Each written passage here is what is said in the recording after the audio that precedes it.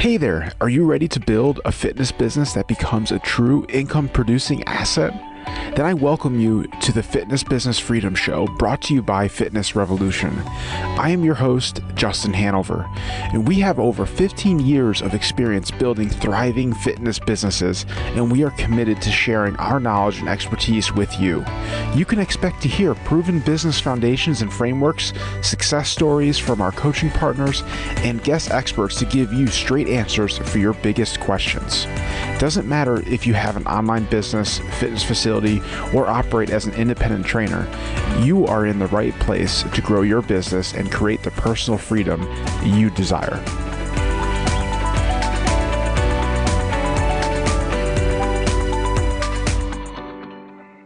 Welcome to today's episode. I'm your host, Justin Hanover, success coach with Fitness Revolution. Before we dive in and bring on today's guest, I wanted to share a little bit about what you can expect to hear and who I have joining us today. Today, I have the pleasure of speaking with Lindsay Vastola. Blending her extensive service industry experience in both corporate management and fitness entrepreneurship, Lindsay energizes success-driven professionals with her out-of-the-box presentations, creative workshops, and courses, and by curating conversations on issues that impact all facets of business and life, all grounded in the proven principles of emotional intelligence. Lindsay is the founder of VastPotential and Body Project, served as the editor-in-chief of Personal Fitness Professional magazine, serves on industry advisory boards, and is a speaker and educator across industries. Basically, if you care about performing at a higher level in life and in business, this conversation with Lindsay will deliver. Our focus was around emotional intelligence and how that affects your decisions as a leader and how you show up, really. She also shares some valuable tactics to boost your emotional intelligence. So you're going to walk away from this conversation with some tangible action steps. With that said, I'm excited to dive in and bring Lindsay onto the show. Today's episode is brought to you by Fitness Revolution. So you started your fitness business and you've been in the game now for a few years. You might have even seen some good growth over those years, but now you feel stuck. You feel like the momentum you once had just isn't there and you don't know how to get it back. Should you be focusing on your marketing, your sales, or your team? What is the next bottleneck to focus on that will allow you to break the chains holding you back? That is a great question. And one of the biggest skills as an owner is to be able to understand and identify the next biggest issue to keep the business moving forward. And this is exactly why Fitness Revolution has created our proprietary needs assessment to allow you to quickly see where your business stacks up and receive immediate feedback on what to focus on next. It's a quick 10-question assessment that will be able to provide valuable feedback to get past sticking points and hit your next goal.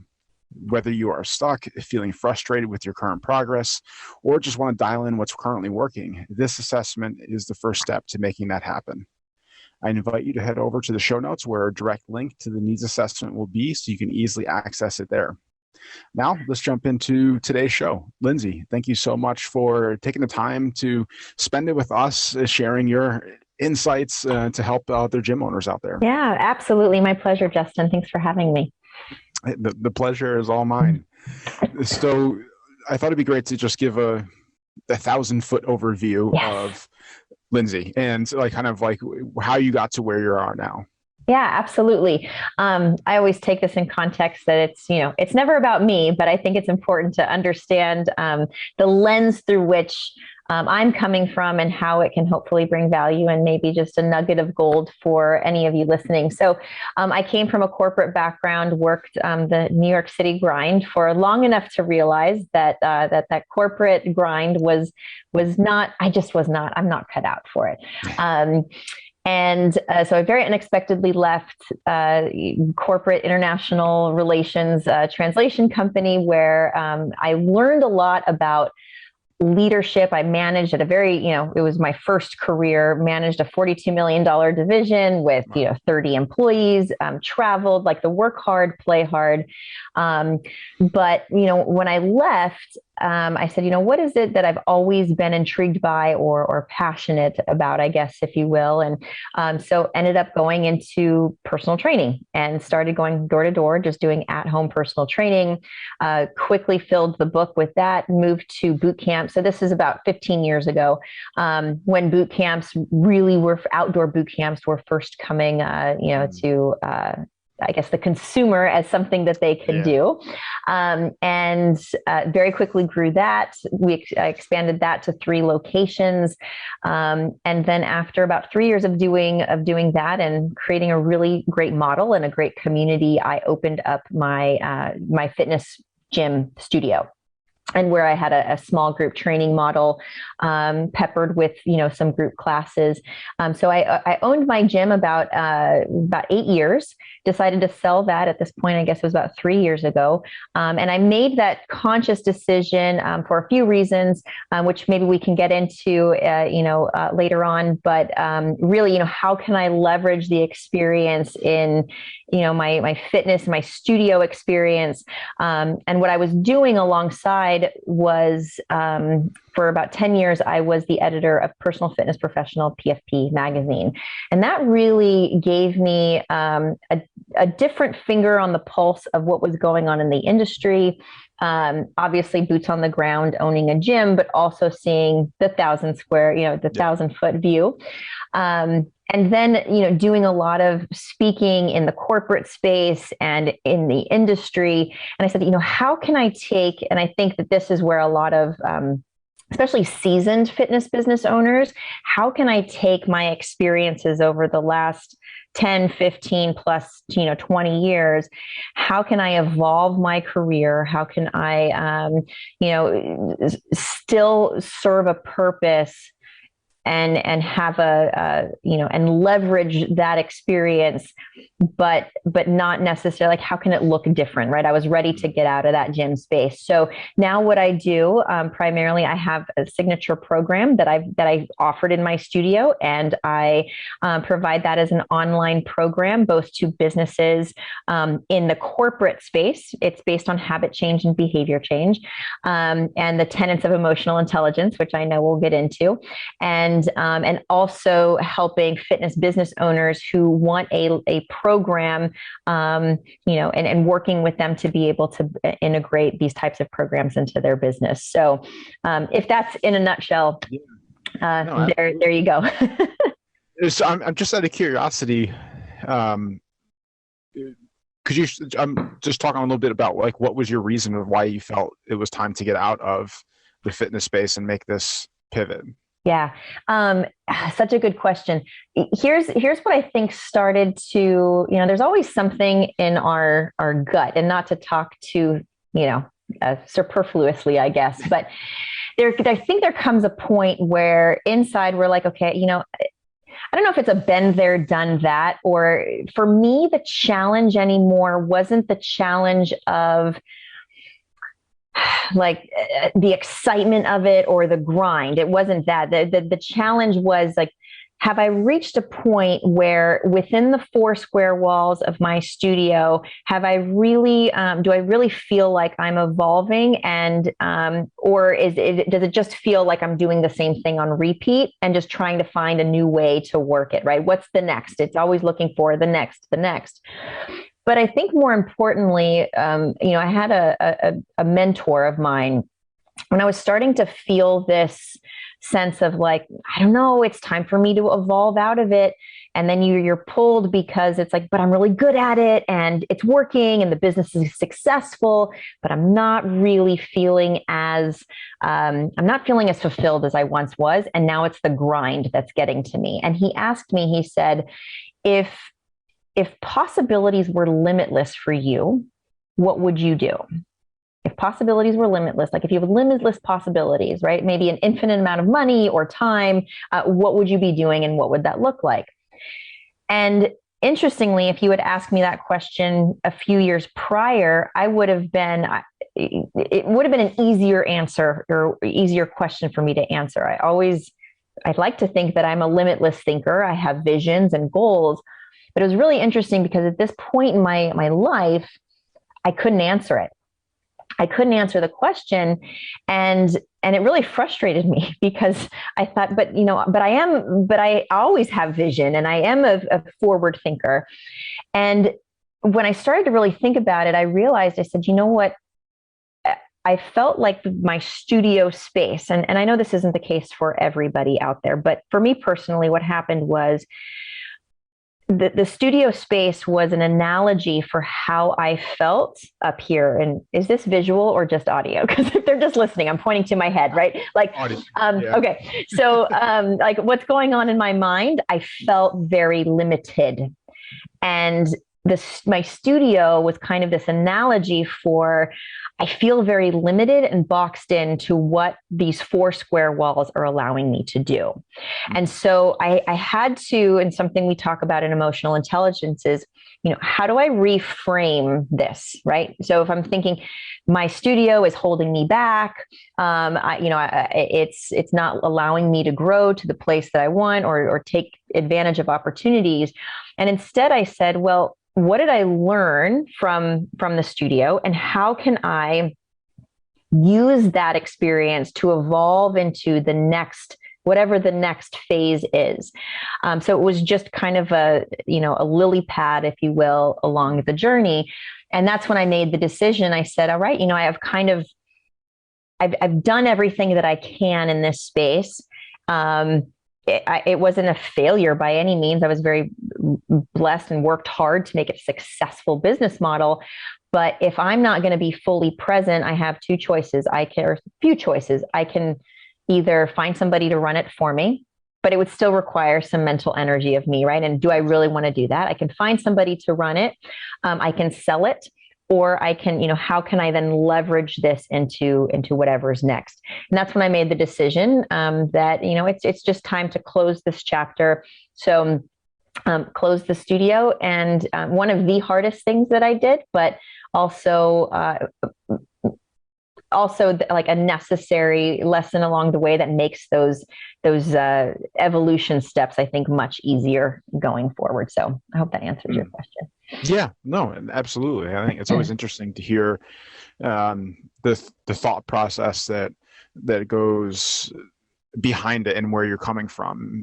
Because I think this is like, obviously, like this past year definitely, I think, has rattled a lot of people without question. And different thoughts are popping into heads of like, what's my next step look like, type of thing. Yeah. And I think, something, especially over the last year, is when it's different when you feel like, I think that's what a lot of fitness business owners feel like. They've been pushed into a corner, into a situation that was beyond their control, where to a degree, in terms of like external circumstances, that has forced us to ask questions that, in my case, the questions just came up as the natural evolution of, right? It was my conscious choice. And when you're forced into answering questions, I think that's where self-awareness and emotional intelligence plays an even more critical role, because how are you responding to these external stressors that are triggering anger, frustration? How can you navigate those emotions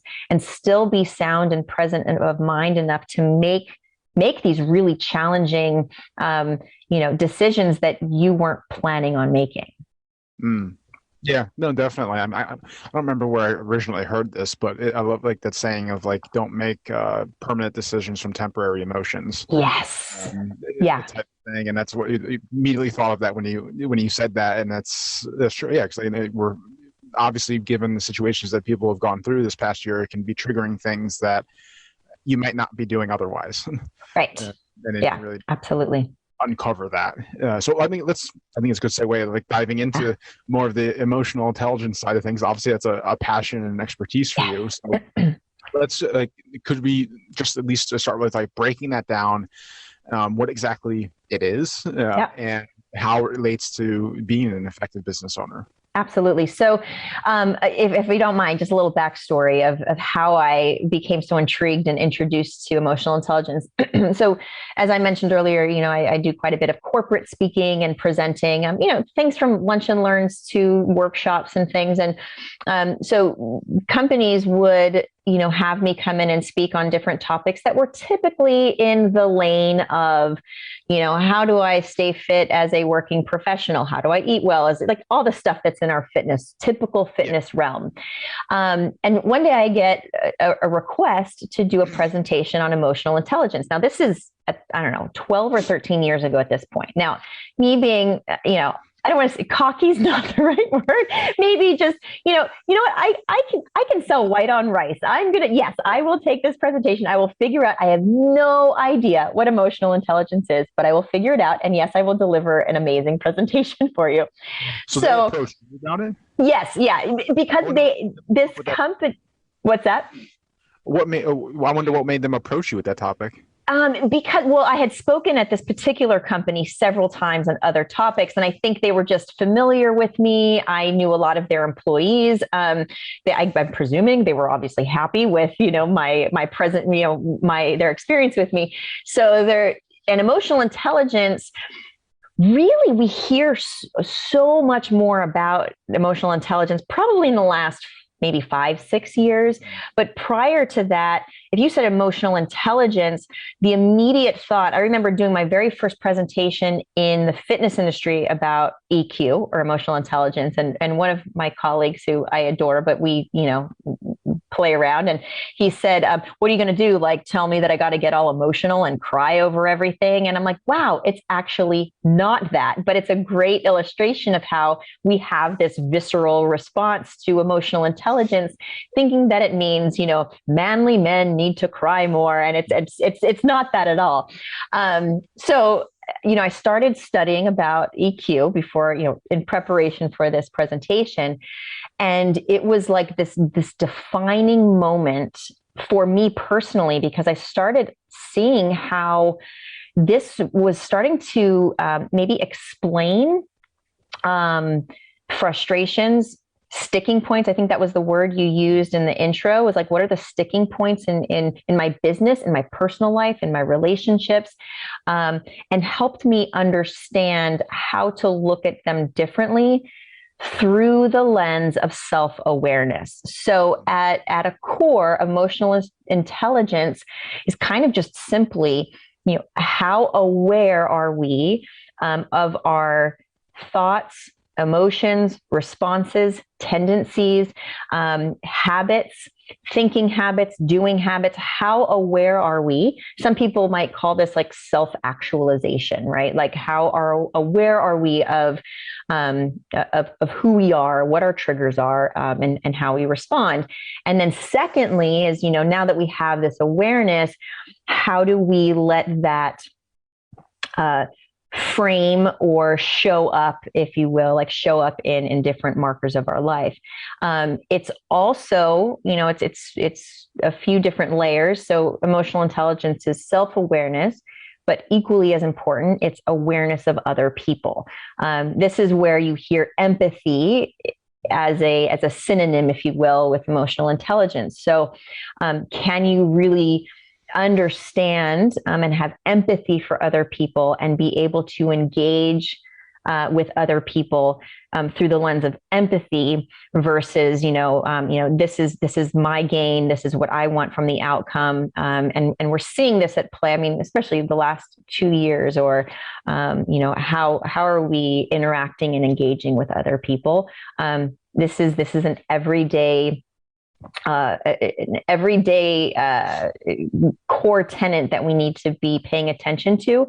And my connection, where I said, it was an aha moment for, obviously, as I said, for me personally, but when I started then looking at the fitness industry and everything that, particularly, independent fitness business owners, why many of us left, for example, big box gyms, was, we'll say things like, they just don't care about people, or, like they're just too big. They're all about the money. And I really want to make a difference in people's lives. We just didn't know how to define it, or how to systematize it, even like how to create systems from something that is a feeling, right?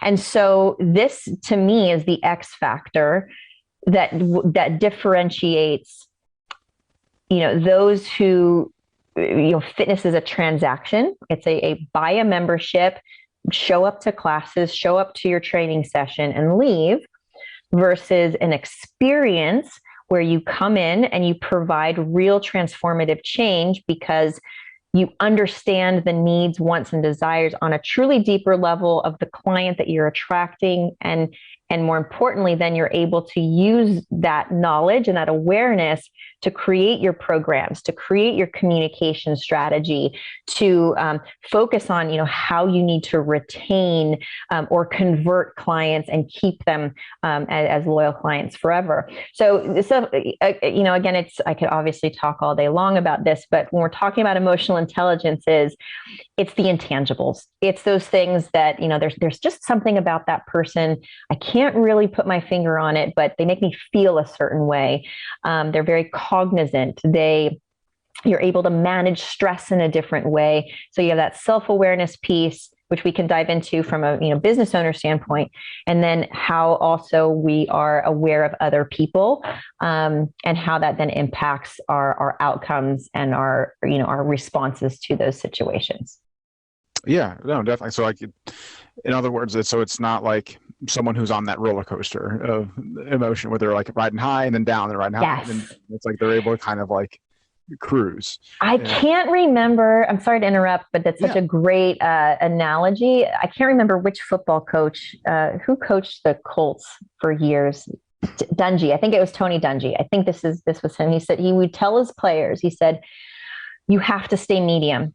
You can't be too high and you can't be too low. So after a win, if you get too high, right, you're going to come crashing that next game, right, when you're not performing because you're on that high.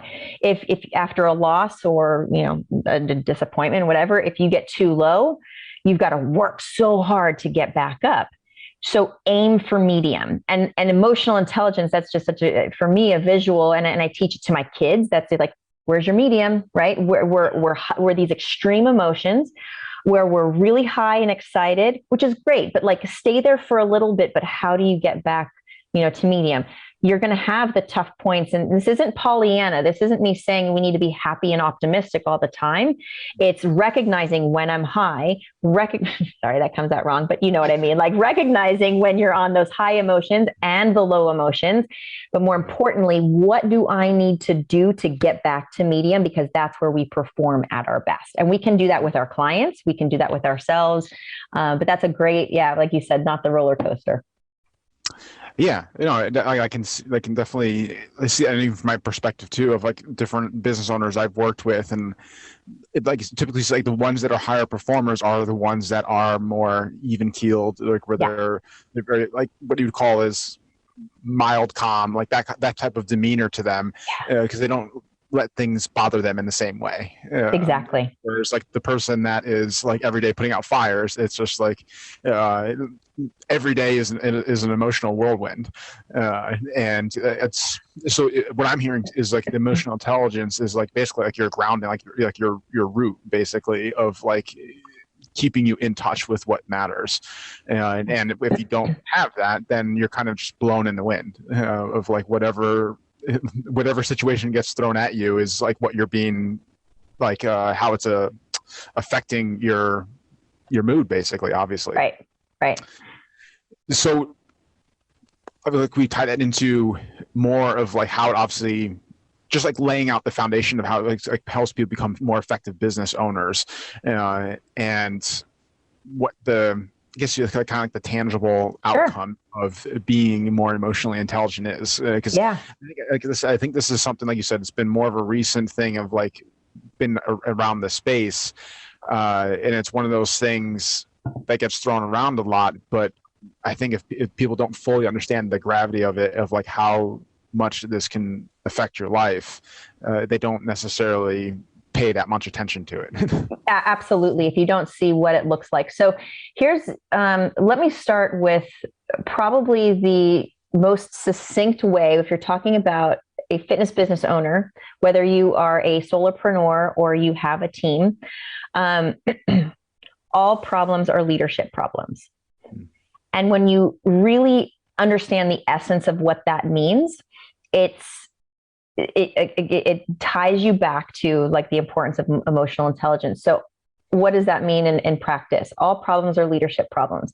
If I am a solopreneur and I have my clients, and they are, and I can't seem to keep them very long, or they keep complaining about the price. They keep changing their schedule, and they're so inconsiderate, right? It's the clients. They're just these clients. They're so flaky. They have no respect for my schedule. We can either, so emotional intelligence in practice is, you have two choices. You can blame the client, deflect, and say all of the clients, most of my clients just don't respect my schedule, or they don't pay me what I'm worth. They always question my value. I can either blame the clients, which gets us nowhere, right? And then that train's going nowhere fast. Or I can say, okay, well, where's my responsibility here? And I say responsibility more like my ownership, right? Like, where's my ownership in being able to have more command, where the outcomes work in my favor and in my client's favor, right? So if we're going back to, leadership problems, all problems are leadership problems. So if the problem is an inconsistent clientele who doesn't respect your time, let's reflect that back on us and say, am I communicating the value of my time properly? Do I communicate with them enough for them to buy in and have value in my time? Do I set up boundaries so that they can better respect? Maybe they just don't know, right? Maybe they just don't know that my schedule isn't as flexible. We're not getting anywhere in our business if we just keep deflecting to the clients. And I'm just using that as an example. Yeah. Now let's take the team example. We have the trainer who chronically shows up late, or talks too much to clients at the beginning of class, whatever, we can take all of those, employment challenges. And if we continuously blame the staff member and we don't deflect it back and say, well, what better questions could I ask my staff? If I'm telling them don't show up late, or don't talk in too much in the beginning of class, number one, have I even communicated that with them, right? Can I communicate it better? Do I need to understand maybe why is that staff member, why does that trainer talk so much at the beginning of class? Maybe she thinks that that's actually a good thing. But if I have a conversation and understand why, maybe I can learn something from her.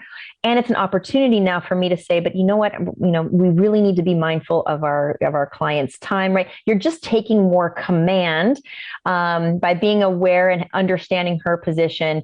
But maybe it comes down to, maybe you're just not hiring the right people. You're not asking the right questions. You're looking for skills, like you're looking for a resume over emotional intelligence and some of those intangibles. The things that bother us about most of our staff isn't their programming. Like, that's teachable. We can teach them how to teach squats more, safely and effectively. We can't teach them how to as easily how to interact and engage and be kind and respectful to clients, right? So let's reevaluate maybe how we're hiring, the questions that we're asking when we're hiring. So, from a practical standpoint, I think simply, I always use that. I have it written here, like, all problems are leadership problems, meaning it all reflects on me. So what can I do to ask better questions of my staff, of my clients? How can I take feedback as a gift, not as something that, I'm getting defensive of? And it just helps you show up better and makes you acutely aware and constantly reassessing you and yourself as a leader. And if you can't do it, right, find a coach, find somebody who can help you perhaps see your blind spots or your sticking points so that you can improve on those things and get past them so that you can be a better performer in your business. And I would almost say that that's like, if this is an area you want to improve on, it's almost a must to have an outside source helping you with this, because it's not like a skill like where you just can like, oh, I'm gonna get better at writing copy or something like that, where you could, like, this is kind of hard to see, like, if you noticed it or were aware of it, then your emotional intelligence obviously where you would be there. Yeah. So I would say, like, that's definitely without a question part of making progress. And this is, being able to have somebody from outside perspective, kind of pulling you out of the weeds, Yeah. basically. It's what we do for our clients, right? If we're talking about, if we want to tie in behavior change, um, we do that for our clients. We help them see their blind spots. We help them rethink their value of movement and exercise, to rethink, food as fuel and energy. Like, we are there to provide, to give them a pathway to awareness that they otherwise just can't do. Not for anybody's fault, but like to highlight that for them in a productive manner. And that's why, when it comes to our own awareness, we need somebody else. And somebody, I think, is particularly if you're an entrepreneur, I think we show up similarly but differently, right, in our personal lives and in our business life. But to ask the right questions. You hear me say that a lot. It's like we need to ask better questions of ourselves, and that then leads the brain. Like, if we're just talking about brain activity, right? It's like when we ask better questions, we get better answers, and it leads us down a more productive path. Yeah, no, definitely. And like that obviously ties in the listening skills, if you will. I mean, of like how to actually converse with people, and not be sitting there like with a response loaded, ready to go before you actually have even heard them, and what they're actually saying to you or expressing to you. Yeah, absolutely. So in terms of like behavior change in itself, because I know that that's obviously what a lot of our gym owners are after with their clients and even their team, in a sense of like truly behavior change, because they all know this is obviously about the long game approach, and it's not just like, we don't work with people that are after like the quick fix type of thing. Right. But that's a common area that I keep seeing people being frustrated with, of like they try to, what they think do is instill behavior change. They feel like they make progress, and then that person, like a year later, all of a sudden goes the complete opposite way and disappears on them. And that hurts them, obviously, because I mean, you invest a lot into that person. So, if like from their perspective, like is truly a full behavior change achievable? And if so, what are some better ways that they could be going about it within their business? Yeah. So to answer the first question, it's absolutely achievable. The trick here, though, especially as coaches, and what keeps us up at night, is like, all we want to do on this earth is make change and make meaningful change in people's lives. And we see, it's like the parent with the child or the coach with the athlete. You see so much potential. It's just, but if they would only, right? If they would only make exercise their priority, if they would only make the better food choice. And I know this is cliche, but part of it where we need to give ourselves a little bit of grace as coaches is when the student is ready, the teacher appears, right? And so I always interpreted this, and as I work with, I work with primarily women. So, it's if I can just keep planting the seed, I've recognized, like, I can't make them understand this, but how many different ways can I present the information that just gets them to think a little bit differently and looking at it incrementally? And this has to happen from a purely business strategy standpoint. It's important, I think, that we take a multi-pronged approach with this. You have the opportunity for the hour you have them in your gym, but you need to be emailing them, text messaging them, showing up on social media, like being the seed when we talk about top of mind awareness. So maybe you've talked about making better food choices to them, but it's not until a year and a half later, when they hear it again and they're actually ready for that information, that they make the conscious choice to make change or to seek out more. And so I think as coaches, we need to, again, self-awareness check. Are we being impatient in expecting behavior change? Are we trying to put a timeline on basically deprogramming a 50-year-old, person who is 90%, right? We are thinking the same thoughts 90% of the time. And so if we are in this redundancy cycle, to change that creates a lot of work. And so, so how do we do this, right? So number one, we acknowledge that this isn't behavior change, just isn't here, do my habit change program and you're going to be good, right? You're going to reprogram 30 years of thought patterns and emotions that are from, caused from traumas and things, right? Really deep. So, being there is just a constant drip of support, information, trying to simplify the complicated, which I think a lot of fitness professionals, good ones, are good at. It's just the consistency with it. I think number two, tangible kind of strategy, as coaches, we need to ask better questions. We need to ask better questions. My favorite question, we scrapped the typical PAR-Q that, like, what are your goals, right?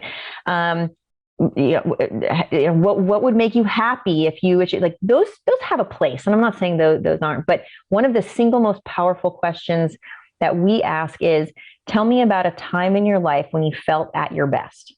Okay. So as a coach, that's one of the first questions you ask. It's not really invasive. It's not too personal. So a new client coming in, and you say, just tell me about a time when you felt at your best. And then you let them speak. And depending on who your audience is, but 5 out of 10 times there's a tissue box that they're grabbing for, and you did nothing but ask a question that appeals to memory. Well, you know what? It was when I was 28 and I was just married and, I had a good job and I was just promoted. It was before kids. I was working out. I felt in control and command. Then, right, then you can ask better questions leading from that. And it immediately, versus like, what are your goals? Well, we've been conditioned as a society to answer those questions very specifically, like whether we realize it or not. It's like, well, I want to lose 10 pounds, or I would just want to fit in, or I want better energy. They're very generic. They don't cue any emotional response. So asking better questions, not just on the onset, but continually asking better questions to your clients to invoke that deeper emotional response so that they get more buy-in to why are they exercising? Why are they getting up at 5 o'clock in the morning? Why is this important to them? I think that's a real skill that we can build in, asking better questions. And then just, so I think thirdly would be, how can you integrate in your programming, both formally and informally, making the complicated very simple. So helping clients understand behavior change. Like, we can't just tell them to change their behaviors. If they understand better how their brain works and why their brain actually wants them to sit on the couch versus getting up and going to the gym, it actually empowers them to feel like they can create some cognitive change because they're aware of how just physiologically they're responding to it, right? It's just like as trainers, when you explain why an exercise is beneficial, the bridge, it's super boring. I'm just laying here lifting my butt up and down, right? In their mind. But when you help them understand, this will help alleviate pain. This will, strengthen the weaker mind. Like, you give them the why, you see them think about it differently. And they're going to do the boring and mundane because now there's a purpose behind it. And we need to take that same approach with behavior and mindset change. Yeah, no, absolutely. And a couple of things come up while you're going through those. Like the first point of what you said, like how people are trying to kind of like force people into this time frame box. And I think part of that probably is with obviously the way society is now, of like wanting results within like a certain amount of time. And it's almost like a necessity now to market in that way, because if you tell somebody right off the bat, yeah, this is a 2-year process, they're going to be like, yeah, see ya. So like, any suggestions around like how to combat that? Right. Because it's really towing a line, right? It's like, I know I can get people into a 28-day challenge because the consumer mindset is, give me something quick. I don't want a long-term commitment but I know that behavior change really isn't, right? So here's an example of a program, a short-term program, understanding very clearly how marketing those short-term are critical. But this is why, as a business owner, you have to map out the journey for the client. So if we know getting a client from their pain to their potential, it could take 5, 6, 10 years. Some it could take 6 months, but that it's not going to happen in 28 days. Yeah. So what is the first thing? What is the most critical knowledge that like mindset switch that I can give them so that they actually buy into that long-term strategy? So a program I do, I call it the 5-day healthy habit reset. Okay. Everybody wants healthy habits. Reset, feels like you're going to do it quickly. 5-day healthy habit reset. And so in this program, what I do for 5 days, there are small actions, right? It's not complete behavior change, but it's, drink 24 ounces of water before 9 a.m. And, I can't even, there's other ones. It's, ask at every meal, ask, where's my protein? Where's my fresh, right? It's not exercise 30 minutes. It's reworking these things, right? So that they feel, because there has to be a feeling of success in order to comply beyond. More importantly, the content that I deliver is helping them understand how, like, what's going to happen and why do they keep falling off track? And it's not their fault. I actually help them understand how the brain works, right? So, and then they're like, and you have to give them those aha moments, like, here are the 5 things that you need in your, in your regular routine. It's more than eating less and exercising more. So you're giving them deeper knowledge. You're telling them why, so that they're like, you know what? Yeah, I need more of this, right? But in the meantime, they're still checking some boxes. So that's where I find you have to effectively toe the line between the check the boxes. You can run these challenges, but what you need to give them is what's the cumulative knowledge, right? Like you have to be constantly dripping the knowledge, teaching them why this is going to take time, not and why your brain operates a certain way. I don't know if that makes sense. So that 5-day habit reset, that is what feeds them into my 8-week habit change program, where we do a little bit more of the work and implementation. And even in the 8-week, we have 70% of our women repeat that 8-week program, not because they failed, because it's not a pass or fail program. It's because they realize that it's in the awareness and the knowledge that they have to work at. And that's because we strategically created the curriculum to teach them, like, you're going to have to work at this, but here are the little things that you can do and implement, right? So it's that balance between, they've got to they have to have the feel factor. It's like a finisher at the end of a workout. Like, Yeah. if the last 2 minutes you make them do something really high intensity, they get the feel factor, the endorphins, and they're like, holy cow, that was the most highly intense. You could have had them on the floor the other 40 minutes, but the last 5 minutes were amazing. That's the feel factor. So how can you give them that little bit of feel factor that keeps them coming back for what they really need? I think that was a great breakdown of that, because I think like that is something that's not thought of too much, of like the actual mapping out the client journey and what that looks like from someone who's cold, just starting out. Like, they're not going to, obviously logically for them to sign up for a 2-year thing is like that's ridiculous. So I think that makes complete sense of how to truly meet them where they are and address, like, just call out their challenges in that first, whether it's 28 days or 14 days or 5 days, like that first initial, but you have to have that journey ready for them. So after the 5 days, it may not even be into a 12-month program. Maybe it is something, a midpoint. And then they're ready, right? Because then they see, okay, yeah, I'm going to be doing this forever, because now I'm at a place where it's part of my routine. But we've got to map it out and have some predictability to it. And from a business standpoint, now that's creating more predictability in your business, because you have a journey, you have a funnel per se, right? You're taking them along a journey to make your business more predictable, but also creating a predictable journey for the client. That's why, if you remember, like the South Beach diet had phase 1, phase 2, phase 3. Phase 1 was 3 weeks long. Phase 2 was 8 weeks long, right? But as a consumer, I knew exactly what to expect. And I saw phase 3 knowing I'd have to go through phase 3 to be successful, but I had to get through phase 1.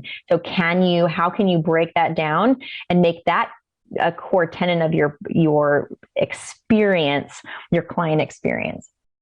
Absolutely. And I think this is, I think this is like the most important thing that was talked about probably in this conversation. I think this is what a lot of gym owners are missing is this piece, because so many are so frustrated of like, okay, they do their FEO offer and then they try to just push them right into a long-term membership. And then they wonder why they have some decent fall off, or people who move forward but then drop off in a month. And I think that you just blew that wide open of like why that's happening, and there needs to be more thought like happening within that time frame of what's going on and progressing that person along. So if you're listening to this and that's you right now, I would definitely recommend replaying this and taking notes, and then diving into what you have going on and really blowing it apart of like, does it make sense for the person that you're serving, and being able to move them along. I think that was very insightful. Good. Huge takeaway for people. Yeah, good. I know we're going a little bit longer, but there is one more thing to bring up. No, it's just really good information. I think people are going to get a lot of value from this. Good. There's one more thing I wanted to bring up, how you talk about obviously asking better questions. So with someone that's going through their process right now and hearing this, like, what's the deciding factor of like, what is a good question, what's a bad question, or like not necessarily a bad question, but a question that's going nowhere? Right. Yeah. So if we were to like peel the onion, and at a core, when we start thinking about, are the questions getting us where we want to go, we have to understand how the brain works. So the brain does not respond to the negative. So when I say like, don't think about an elephant, what are you thinking about? You're thinking about an elephant, right? So let's take this with clients and behavior change. If we say like, don't eat sugar, their brain is cued to eat, like to focus on sugar. So you need to cue the brain on actions of what to do. So, look at your plate and ask, where's my protein? Where's my fresh, right? So when you're thinking about what questions are better questions, think about like the three steps, like what are the answers that it's going to lead to? So if it's like, why can't I just make more money from this marketing strategy, instead of, what do I need to do, or what steps do I need to implement in order to, get the desired outcome that I want? This is where coaching, because good coaches, right? A good coach knows better questions to ask so that you actually answer them yourself. So this is, and I'm sure you coach, right? And so these are the questions. What's really important right now? What is this urgent, or is this important? What is, why is this happening? This is kind of a cliche one, but I think a powerful one that you can start with is, why is this happening for me, not to me? So, why did I not, I'm just thinking like advertising and marketing, right? If you're spending a bunch of money and it's not getting you anywhere, it's like, why isn't Facebook marketing working for me? It's like, well, what do I need to revisit? Do I need better messaging? What does that messaging need to look like? What's the problem I'm actually solving here? Where do I need clarity? And at least just starting with that better question leads to, hopefully a better chain of answers or further questions to answer. Because to me, it almost sounds like when that other way you framed it, like, why isn't this working for me? It almost just sounds like it's just like a victim complaining question. Like, it's not really a question. It's kind of, you just want to complain. Yeah. And the brain, what it's doing is, well, why isn't this working for me? It goes and focuses on the reasons it's not working for you, right? So it's not working for me because, my mother was like this, or it's genetic, or Facebook is changing the algorithms, right? And instead of focusing, like, we have to be solution focused. So if we want something to work for us, let's take steps back. What question do I need to ask to get to the solution, versus ruminating on the reasons why something's not happening, because the brain just doesn't work that way. So I could not agree more. And yes. It's a complicated thing, that brain. Transition towards wrapping up the conversation. But this was, I would love to have you come back on and dive into this again even further, because I think this is really powerful stuff. I think this is what could be essentially, obviously, a difference maker between a very thriving, successful business and one that's, like you said, like kind of like just in that grind.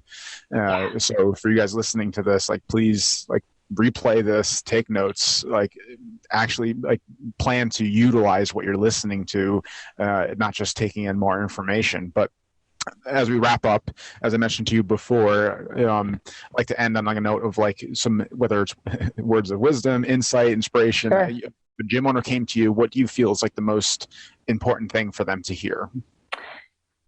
I think it all just turns back on, and I wish and I'm sure at some point I know what it is. And this is if anybody attended the Fitness Revolution EFPS a few years ago when I spoke, I ended with a story. And I've ended, because it was profound for me. I was in an entrepreneur mastermind group, and one woman brought in a meditation, somebody, to guide us through a meditation. And, as we're going through this calming, relaxing meditation, at the very end, she says, "It is your obligation to eradicate the shit that stops you." And, I'm like, did that meditation woman just tell me I need to eradicate the shit that stops me? But it was a very profound moment for me because, again, it's self-awareness. It's reflecting, it's taking ownership and responsibility for where you are, how you are responding. And every one of us, and whether you believe in God or the universe, like, you have a very specific job, right? You have a purpose. And if you believe that you have a purpose, you must eradicate the shit that's stopping you from delivering and fulfilling that purpose. And often that shit that we need to eradicate starts by understanding, how am I responding to these situations in a way that isn't serving me? Am I responding with anger and frustration and focusing only on, the outside forces that I have no control over? Is it fear? Is it fear of asking questions? Is it fear of asking for help? Is it, what is it that's actually stopping me? And that would be a better question. Like, what's the shit that's stopping me, and how can I find a solution for this, right? What's the solution to get past these roadblocks, these sticking points? And so I think at a core, right, how can I be a better business owner? How can I be a better wife? How can I be a better parent? I've got to identify the stuff that is stopping me. And that's self-awareness, that's emotional intelligence, and dig for the better so that you can fulfill that purpose. Oh, there you go. I think that's a solid question that all of you should go and ask yourself now. How to eradicate the shit that stops you. Yeah. I think that's... I don't curse. So I really don't curse very much. So I always feel like my mom's on my shoulder, like, "Lindsay, you shouldn't be saying the S word, if this is being published."